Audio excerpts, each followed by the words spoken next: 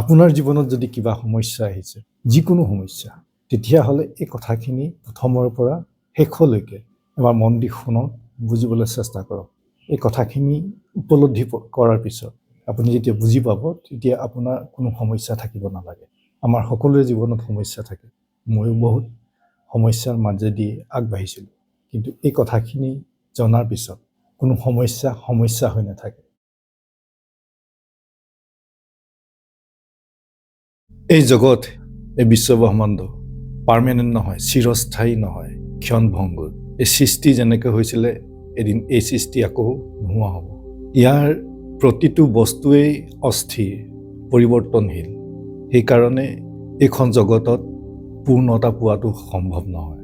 আমি জীৱ ইয়ালৈ আহোঁ আমাৰ থকা ধাৰৰ কাৰণে, আমাৰ যি ধাৰ আছে, ঋণ পৰিশোধ কৰিবৰ কাৰণে আহোঁ। আৰু সেই ঋণ পৰিশোধ আমি যেতিয়া কৰিব পাৰোঁ আমাৰ প্ৰকৃত পৰিচয় উপলব্ধিৰ দ্বাৰা, যে আমি পৰম তত্ত্বৰ পৰা অভিন্ন নহয়, আমি ইয়াত ঋণ পৰিশোধ কৰিবৰ কাৰণে আহোঁ। সেইকাৰণে এইখন জগতত নিৰাপত্তা পোৱাটো অসম্ভৱ কথা। এই জৰা ব্যাধি দেহান্ত এই কথাবিলাকৰ উত্তৰ বিচাৰি বুদ্ধই তেওঁৰ ৰাজসিংহাসন এৰি থৈ গৈছিলে, আৰু তেওঁ কৈছিলে যে তেওঁ ইয়াৰ উত্তৰ পালোঁ।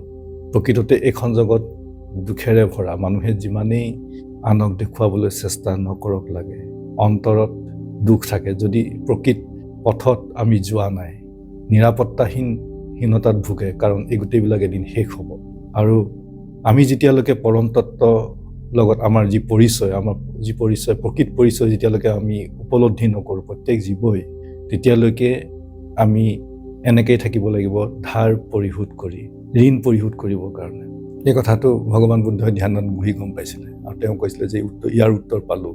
একেই কথা শ্ৰীকৃষ্ণই কৈ গৈছিলে যে প্ৰত্যেক জীৱতে একেই পৰম তত্ত্ব আছে, মই আছোঁ, আত্মা আছে। একেই কথাবিলাকেই ধ্যানত বহি গম পাইছিলে যে আদি শংকৰাচাৰ্য, মই জনা মানুহৰ ভিতৰত স্বামী বিবেকানন্দ, ৰামনা মহৰ্ষি, নিসৰ্গদত্ত মহাৰাজ, অৰবিন্দ ঘোষ, এই সকলোবিলাকে ধ্যানত বহি গম পাইছিলে যে এই বিশ্ব ব্ৰহ্মাণ্ড, এই জগত, এই দুনিয়া ক্ষণভংগুৰ, অস্থিৰ।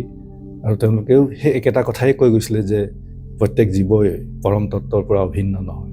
আৰু তেওঁলোকে ধ্যানত বহি চ'ৰ্চটোলৈ গৈছিলে, আমি যিটো উৎসৰ পৰা আহিছিলোঁ সেই উৎসটোলৈকে গৈছিলে, আৰু গম পাইছিলে যে এইখন পাৰ্থিৱ বস্তু জগতৰ বাহিৰেও আৰু এখন জগত আছে, সেইখন হৈছে মনৰ জগত।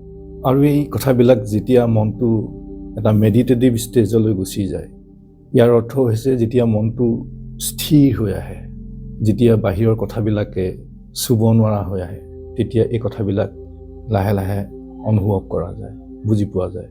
সমাধি বা ধ্যানৰো বহুতকেইটা বেলেগ বেলেগ ষ্টেজ আছে। এনেকুৱা বেলেগ বেলেগ ষ্টেজ পাব পাৰে। গম পাব যে মালিক আছে, সবকা মালিক। কাৰণ আমি যিটো নিজৰ পৰিচয় বুলি ভাবি আছোঁ, সেইটো আমাৰ প্ৰকৃত পৰিচয়ে নহয়, এই শৰীৰ নহয়, মন নহয়, মালিক আছে। মালিকে আমাৰ প্ৰকৃত পৰিচয়। আৰু যেতিয়া সেনেকুৱা মেডিটেটিভ ষ্টেজলৈ গুচি যায়, স্থিৰ হৈ আহে, মানুহৰ সিদ্ধান্তবিলাকো ভাল সিদ্ধান্ত হৈ আহে। মনটোক এই পোৱা নোপোৱা কথাবিলাকে আমনি কৰিব নোৱাৰা হৈ আহে। আমি যেতিয়ালৈকে নিজকে শৰীৰ বুলি ভাবি থাকোঁ, নিজকে মন বুলি ভাবি থাকোঁ, তেতিয়ালৈকে আমি এইখন জগতত দুখ কষ্টৰ পৰা আমি মুক্ত হ'ব নোৱাৰোঁ। আৰু আমাৰ মনত যেতিয়ালৈকে হিংসা ভাৱ থাকে, ভেদভাৱ থাকে, সকলো জীৱকে যেতিয়ালৈকে আমি সমভাৱে চাব নোৱাৰোঁ, যেতিয়ালৈকে এইখন জগতৰ প্ৰতি মোহ থাকে, এটাচমেণ্ট থাকে, আমি যিয়ে কাৰ্য নকৰোঁ লাগে, এটাচ হৈ কৰিলে, মোহিত হৈ কৰিলে, লোভৰ প্ৰভাৱত কৰিলে, অহংকাৰৰ প্ৰভাৱত কৰিলে আমি দুখ কষ্ট ভুগিব লগা হয়। আৰু সেইকাৰণে আমাক সেই কথাটো সদায় শিকায়, এই আমি যি কামেই নকৰোঁ, আমাৰ কাৰ্যবিলাক আমাৰ মন পবিত্ৰ কৰি, মনত অহিংসা ভাৱেৰে মোহিত নহৈ কৰ্তব্য হিচাপে যেতিয়া আমি কাৰ্য কৰোঁ, তেতিয়া আমি এই চাইকুল পাৰ হৈ আমাৰ প্ৰকৃত পৰিচয়ৰ লগত আত্মা বা পৰমাত্মা বা ব্ৰহ্ম, যিয়ে কওক লাগে, নামেৰে বুজাব নোৱাৰি। সেইকাৰণে ওম শব্দটো শেষত কোনো শব্দ নাই, যিবিলাক কথা সেই জ্ঞানপ্ৰাপ্ত ব্যক্তিসকলে কৈ গৈছে। আৰু এজনৰ কথা পাহৰি গৈছিলোঁ, সেইজন হৈছে জিদ্দু কৃষ্ণমূৰ্তি। তেওঁ একেটা কথাই কৈ গৈছে। আৰু আমি সেনেকৈ আগবাঢ়োঁ, আমাৰ মাজত একতাৰ সৃষ্টি হয়, সমন্বয়তাৰ সৃষ্টি হয়। তাৰ বাহিৰেও মনলৈ শান্তি আহে, মনত সুখে ঠাই পায়। আৰু সেই সকললৈকে শ্ৰীকৃষ্ণ গৌতম বুদ্ধ, আদি শংকৰাচাৰ্য, স্বামী বিবেকানন্দ, ৰামনা মহৰ্ষি, নিসৰ্গদত্ত মহাৰাজ, জিদু কৃষ্ণমূৰ্তি আৰু আমাৰ গুৰু দুজনা শংকৰ গুৰু, মাধৱ গুৰু, তেওঁলোকলৈ মই শতকোটি প্ৰণাম।